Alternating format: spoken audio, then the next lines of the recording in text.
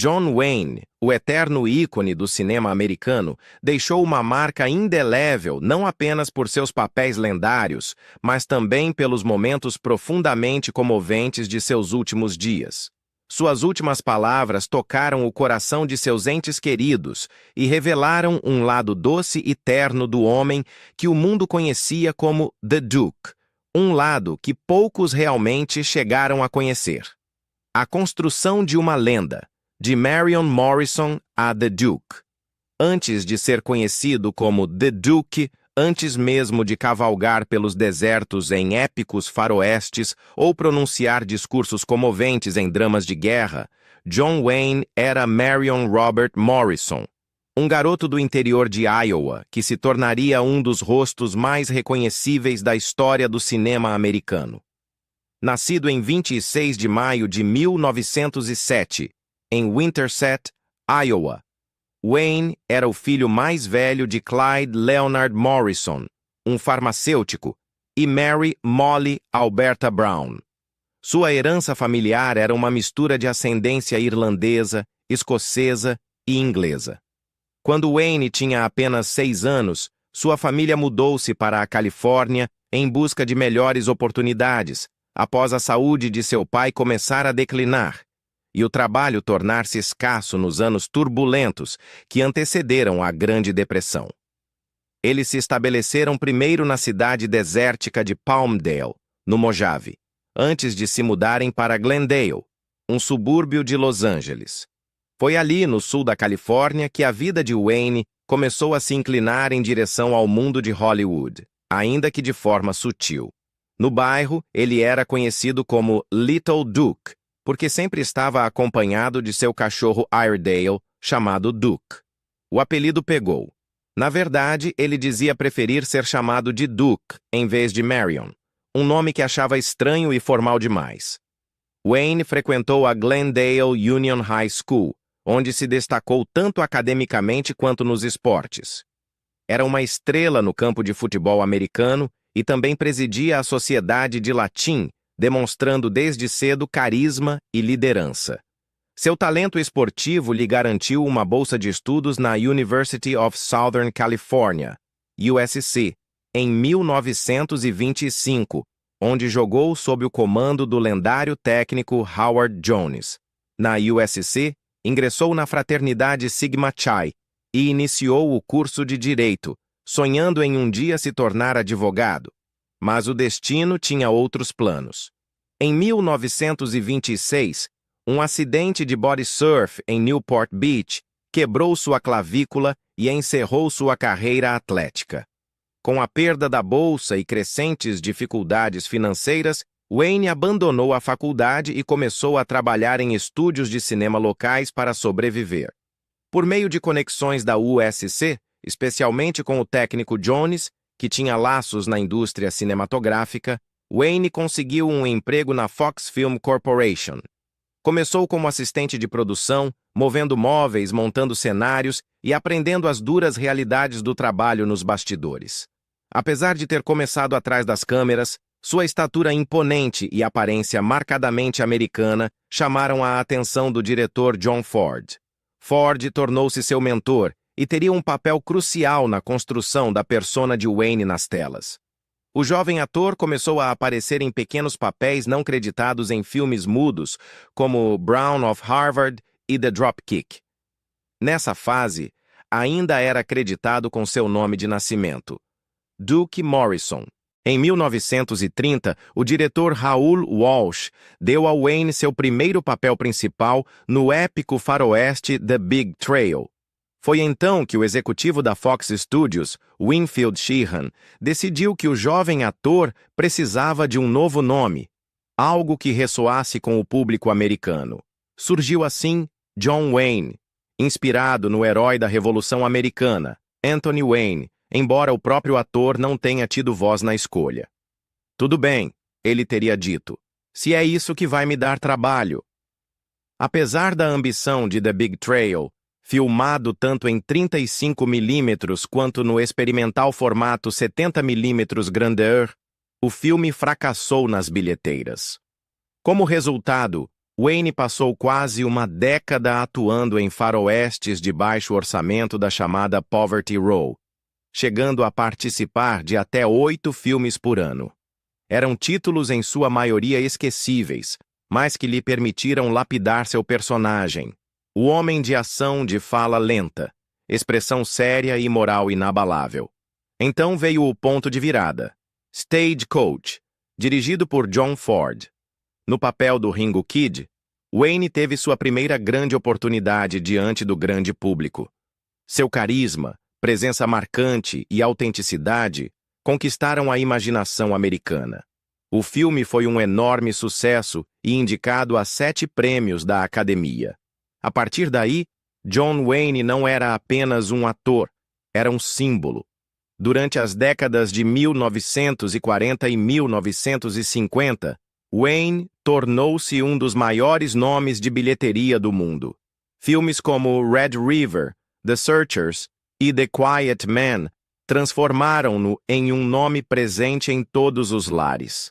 Sua representação dos ideais americanos, coragem, honra, independência, ressoava com uma nação moldada pela guerra e pela transformação. E ainda assim, mesmo com a fama crescente, Wayne permanecia um homem reservado, frequentemente desconfortável com o próprio estrelato. Fora das telas, era mais contido do que sua persona robusta sugeria. Biógrafos e familiares notaram sua aversão a conversas superficiais e à autopromoção. Apesar da fama de galanteador, muitos o descreveram como tímido, até desajeitado com as mulheres. Sua vida amorosa foi complexa e tumultuada, marcada por 3 casamentos, diversos casos extraconjugais e 7 filhos. Ainda assim, sua ética de trabalho era incomparável. Orgulhava-se de ser pontual, profissional e resistente, às vezes até em excesso. Desprezava atores que considerava fracos e fazia suas próprias cenas de ação, mesmo quando já estava na casa dos 50 e 60 anos. A mesma dureza que definia seus personagens também definia o próprio Wayne. Quando chegaram os anos 1960, John Wayne já era mais do que um astro. Era uma instituição. Mas a verdadeira história, aquela que poucos fãs conheciam de fato, não era apenas sobre o cowboy. Era sobre as contradições. O guerreiro que temia doenças, o ícone que não gostava de cavalos, o símbolo da independência que travava batalhas pessoais silenciosas. E foram essas contradições que, discretamente, acabariam por definir o ato final de sua vida. Doença, solidão e a luta pela dignidade. No início da década de 1970, John Wayne era mais do que um herói do cinema. Era um pilar da cultura americana. Presidentes buscavam seu apoio, estúdios confiavam em seu nome para garantir o sucesso nas bilheteiras, e o público de todo o país ainda o via como o símbolo máximo de resistência e masculinidade. Mas por trás dessa imagem pública inabalável, o tempo começava a cobrar seu preço. Seu físico, outrora imponente, começava a emagrecer, e a força que o havia impulsionado por quase meio século começava silenciosamente a falhar. Em 1974, a saúde de Wayne começou a deteriorar-se visivelmente. Após anos fumando cigarros Camel sem filtro, até 5 maços por dia, segundo relatos, sua respiração tornou-se difícil. Embora tivesse vencido um câncer no pulmão uma década antes, os sinais da doença nunca estiveram realmente longe. Inicialmente, os médicos atribuíram os sintomas respiratórios às cirurgias anteriores e ao tecido cicatricial da lobectomia realizada em 1964. Mas a realidade era muito mais grave. Em 1978, Wayne foi diagnosticado com câncer no estômago. Era uma ironia cruel. O homem que interpretara personagens indestrutíveis em quase todos os gêneros agora enfrentava uma lenta e inevitável decadência. O diagnóstico abalou sua família, embora Wayne continuasse aparentando força nas entrevistas, mantendo o humor e o estoicismo. Em privado, no entanto, a doença começou a corroer não apenas sua resistência, mas também sua sensação de controle. Numa época em que estrelas raramente revelavam suas vulnerabilidades, Wayne sempre havia usado sua dureza como armadura. Mas o câncer era o único inimigo que ele não podia derrotar com tiros, astúcia ou força bruta. Os tratamentos o deixavam nauseado e fraco. Ele perdeu muito peso, sua energia desapareceu, e até as tarefas mais simples se tornaram exaustivas. Disse que mantinha uma bengala ao lado da cama, embora raramente a usasse em público. A vaidade nunca o abandonou, e o orgulho, menos ainda. Em seu último ano de vida, suas aparições públicas foram raras, mas simbólicas. Em abril de 1979, fez sua última aparição no Oscar. Vestindo um smoking com uma roupa de mergulho por baixo, para esconder seu corpo emagrecido, caminhou lentamente até o palco sob aplausos estrondosos. O momento foi elétrico.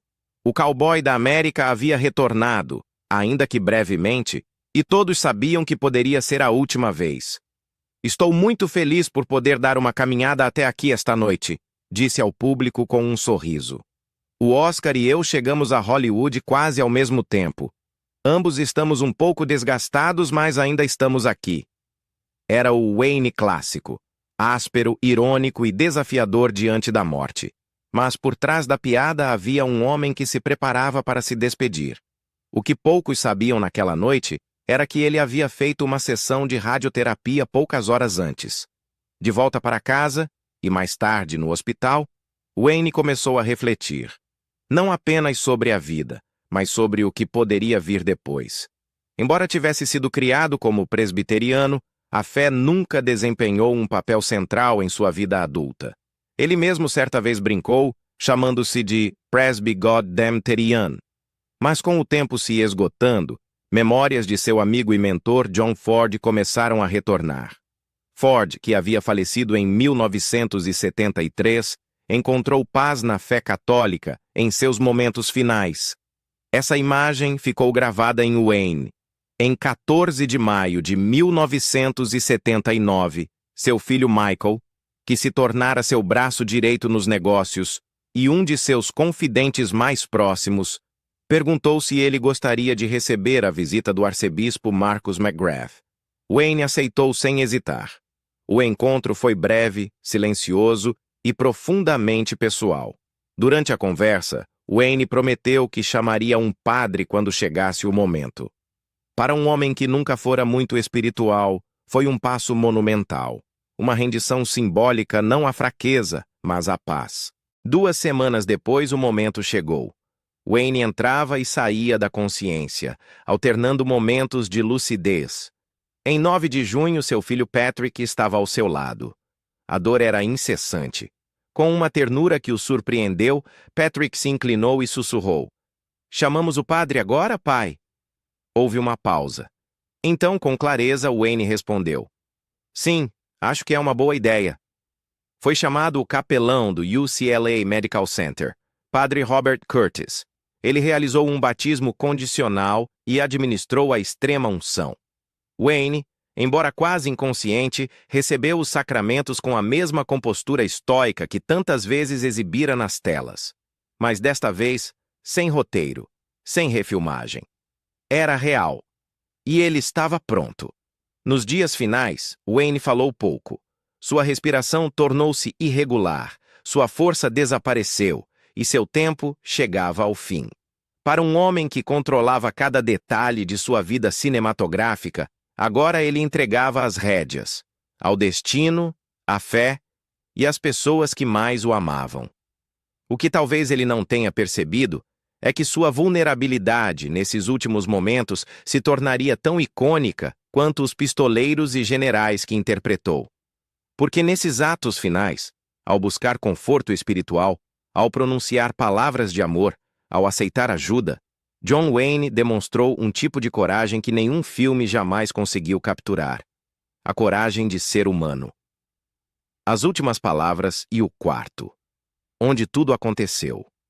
Em 11 de junho de 1979, o estado de saúde de John Wayne havia se deteriorado drasticamente. O homem que outrora cavalgava pelos vales de Monument Valley e preenchia cada frame de um faroeste em Technicolor com sua presença imponente, agora jazia imóvel num quarto estéril do UCLA Medical Center. Seu corpo havia passado por várias cirurgias.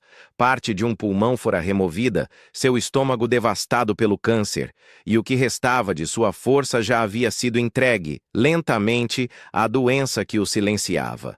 Mas sua mente, quando brevemente clareava, ainda carregava o fogo do Duque. Aqueles que estavam com ele naquele dia lembrariam depois que o tempo parecia suspenso naquele quarto. Não havia câmeras, nem figurinos, nem folhas de chamada. Apenas família, apenas amor, apenas o tic-tac lento de um relógio que ninguém se atrevia a encarar. Durante boa parte daquela manhã, John Wayne oscilava entre a consciência e a inconsciência.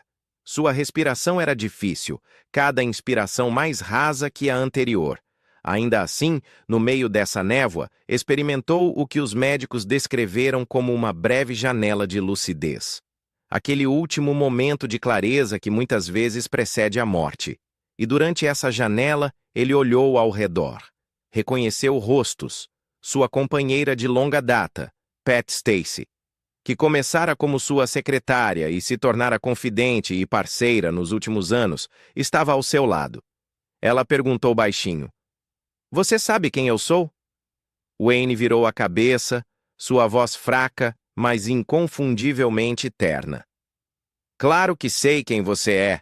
Você é minha garota. Eu te amo." Essas 7 palavras, tão diferentes dos tons duros e imponentes que o público estava acostumado, revelaram algo raramente visto: a vulnerabilidade de John Wayne, sem bravatas, sem pose, apenas amor, apenas verdade.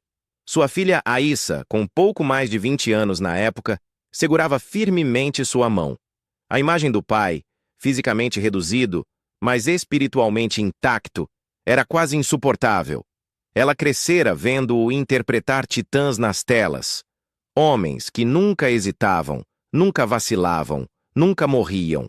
Mas ali, naquele momento íntimo, ela via apenas seu pai, um homem se preparando para partir, com nada mais a oferecer senão o presente final de uma conexão.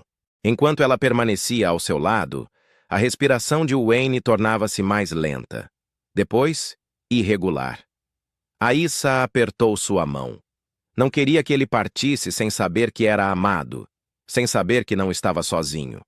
Do outro lado do quarto, seu filho Patrick observava com o coração em pedaços.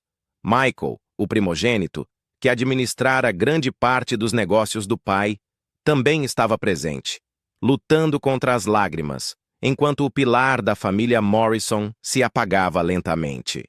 Aquelas horas finais não foram marcadas por grandes discursos ou declarações cinematográficas. Não houve monólogo grandioso, nem desafio verbal à morte. Em vez disso, foram momentos íntimos, silenciosos e profundamente humanos. Segundo relatos da família e do biógrafo Scott Eyman, Wayne acabou entrando em coma e nunca mais despertou. Suas últimas palavras conhecidas foram dirigidas a Pat Stacy. Palavras que confirmaram o que muitos suspeitavam, mas poucos haviam testemunhado: que por trás do mito existia um homem com uma imensa capacidade de amar e se entregar. Às 17h23 de 11 de junho de 1979, John Wayne faleceu. A causa oficial: câncer no estômago. Ele tinha 72 anos. A notícia se espalhou rapidamente pelos Estados Unidos, e homenagens chegaram de todos os cantos do mundo. Mas naquele quarto de hospital, quando as máquinas silenciaram e sua respiração cessou, o que permaneceu foi o silêncio. Um silêncio tão pesado que parecia pressionar os pulmões de todos os presentes. O tipo de silêncio que só acompanha a partida de um gigante. É estranho pensar que um homem cujos personagens nunca pareciam morrer tenha encerrado sua própria história com tanta doçura. E, no entanto, talvez esse tenha sido o aspecto mais sincero do legado de John Wayne. Os papéis eram grandiosos, mas o momento final foi pequeno, pessoal, cheio de graça. Há algo profundamente comovente em ver um homem que passou a vida interpretando guerreiros, xerifes e soldados, enfrentando vilões com força e bravura. Escolher enfrentar a morte não com fúria, mas com clareza e ternura. Sem tiroteio final, sem pôr do sol em chamas, apenas um sussurro. Eu te amo. Numa era em que a masculinidade era definida pela frieza emocional, os momentos finais de Wayne mostraram que a verdadeira força não está em esconder a dor, mas em reconhecê-la. Não em cavalgar sozinho rumo ao horizonte, mas em permitir que outros segurem sua mão enquanto se apaga na noite. Legado, família e o que ficou depois. Nos dias que se seguiram à morte de John Wayne, os Estados Unidos entraram num estranho período de luto, algo que parecia ao mesmo tempo pessoal e coletivo. Para muitos, não foi apenas a perda de um ator, mas a partida de um símbolo nacional. Jornais de Los Angeles a Nova York publicaram homenagens de primeira página. Em algumas comunidades, bandeiras foram hasteadas a meio mastro. E na Warner Bros., onde Wayne havia feito alguns de seus filmes mais duradouros, 1 minuto de silêncio foi observado em todos os sets de filmagem ativos. Enquanto o público homenageava o Duque, a família Morrison preparava silenciosamente uma despedida à altura da complexidade do homem. Privada, digna e profundamente enraizada na família. No dia 15 de junho de 1979, 4 dias após sua morte, John Wayne foi sepultado numa cerimônia fúnebre modesta, ao amanhecer, na igreja Our Lady Queen of Angels, em Newport Beach. O serviço começou às 5h45 da manhã, um horário escolhido para evitar a presença da imprensa e de multidões, preservando a solenidade do momento. Apenas familiares próximos e alguns amigos íntimos foram convidados. Não houve espetáculo, nem despedida dramática digna de um roteiro de Hollywood. Apenas hinos, orações e lágrimas silenciosas. Após o serviço religioso, o corpo de Wayne foi levado ao Pacific View Memorial Park, um cemitério sereno com vista panorâmica para o Oceano Pacífico. Fiel à sua natureza reservada, Wayne havia pedido que o enterro fosse discreto. Sua família respeitou esse desejo. Nenhum anúncio público foi feito sobre o horário ou local do sepultamento. Na verdade, durante quase 20 anos, sua sepultura permaneceu sem identificação. Não se tratava de paranoia, mas de proteção. Os entes queridos de Wayne temiam que colecionadores de lembranças ou vândalos profanassem seu local de descanso final. Por anos, os fãs que visitavam o cemitério encontravam apenas a brisa do mar e colinas suaves, sem saber que, sob uma encosta tranquila, repousava o cowboy mais famoso da história do cinema. Foi somente em 1999, 2 décadas após sua morte, que uma simples placa foi colocada em seu túmulo. A inscrição não mencionava Oscars, títulos de filmes ou a lenda que ele se tornara. Em vez disso, trazia suas próprias palavras. O amanhã é a coisa mais importante da vida. Chega até nós à meia-noite muito limpo. É perfeito quando chega e se coloca em nossas mãos. Espera que tenhamos aprendido algo com o ontem. Era John Wayne clássico, esperançoso, pragmático, voltado para o futuro. Mas a morte não foi o fim de sua influência. Muito pelo contrário. Nos anos que se seguiram, os filhos de Wayne assumiram o papel de preservar e expandir o legado do pai. Seu filho Michael, há muito gerenciava seus negócios, comandando a Batjack Productions e supervisionando o catálogo de filmes de Wayne. Após a morte de Michael em 2003, seus irmãos assumiram esse trabalho. Aissa Wayne, sua filha, tornou-se advogada e depois escreveu um livro de memórias, oferecendo um olhar profundamente pessoal sobre como foi crescer como filha de John Wayne. Ethan Wayne, um de seus filhos mais novos, tornou-se o rosto público da John Wayne Cancer Foundation, uma organização sem fins lucrativos dedicada à pesquisa, prevenção e educação sobre o câncer. A fundação foi criada em resposta direta à batalha de Wayne contra a doença e ao seu próprio apelo para que as pessoas fossem proativas com sua saúde. Desde então, a fundação financiou unidades móveis de rastreamento, fez parcerias com hospitais e apoiou o acesso a tratamentos para milhares de pacientes. De forma tocante, a luta de Wayne contra o câncer não terminou com sua morte. Tornou-se uma causa, uma missão, um legado. Enquanto isso, sua carreira no cinema continua viva. Seus filmes ainda passam na televisão em todo o mundo. Coleções em DVD, edições restauradas em Blu-ray e lançamentos por streaming garantem que novas gerações descubram The Searchers, Rio Bravo ou True Grit. Embora o gosto cinematográfico tenha mudado, a imagem de Wayne permanece icônica. Um homem a cavalo, enfrentando probabilidades impossíveis, firme num mundo selvagem. Mas seu legado não passou incólume pelas controvérsias. Em 2019, uma entrevista de 1971 à revista Playboy voltou à tona e gerou novo escrutínio sobre alguns comentários de Wayne sobre raça e história. As declarações, amplamente consideradas ofensivas segundo os padrões atuais, provocaram pedidos para que seu nome fosse removido do aeroporto John Wayne, no condado de Orange, Califórnia. Seu filho Ethan defendeu publicamente o pai, argumentando que se deveria considerar a vida inteira e a obra completa de Wayne, não apenas uma entrevista feita décadas antes. Esse episódio deu início a debates mais amplos sobre como a América lembra de seus ícones, especialmente os moldados por outra época. Seria Wayne apenas um produto de seu tempo?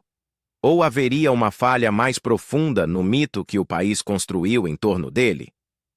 Para sua família e para muitos fãs, a vida de John Wayne nunca foi sobre perfeição. Foi sobre perseverança. Um homem cheio de contradições, duro, mas sentimental, teimoso, mas leal, público, mas intensamente reservado, que carregou o peso da fama sem jamais perder de vista as pessoas que amava.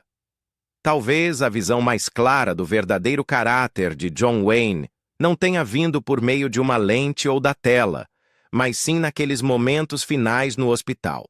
A mão da filha na sua, um sussurro de "Eu te amo", uma conversão silenciosa, não para o público, mas para a paz.